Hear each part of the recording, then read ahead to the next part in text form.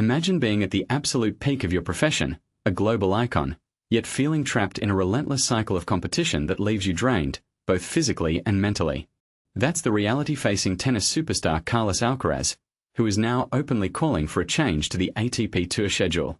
Before heading to the Paris Masters, the world number one didn't hold back in his press conference, voicing serious concerns about the demands placed on top players. Alcaraz highlights a problem that's been brewing for years. The current tennis season is simply too grueling. With tournaments crammed into nearly every week, there's precious little time for rest, recovery, or even dedicated training. As Alcaraz, fresh off a career-best season that saw him reclaim the world number one ranking, puts it, finding a balance between intense competition and essential preparation is paramount. We've all marveled at the incredible athleticism and skill displayed by tennis pros across continents, surfaces, and weather conditions. But this constant travel and competition take a tremendous toll. The physical and mental strain is a growing concern, potentially impacting both player health and on-court performance. But here's where it gets controversial.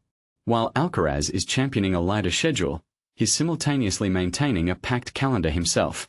Even with his concerns, Alcaraz isn't slowing down.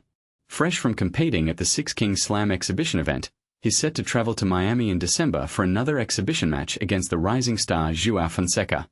And early in 2026, fans are eagerly anticipating his clash with Jannik Sinner in Seoul, just days before the Australian Open.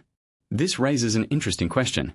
Is it hypocritical to advocate for change while actively participating in the very system you're criticizing? Or is Alcaraz simply trying to balance his own career aspirations with a genuine desire for a more sustainable future for the sport?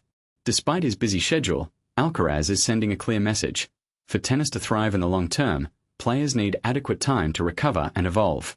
He elaborates by saying that while he can't provide a precise number of matches that should be played in a season, the ATP must address the calendar. He feels the sheer number of tournaments leaves players without the necessary periods for practice or rest.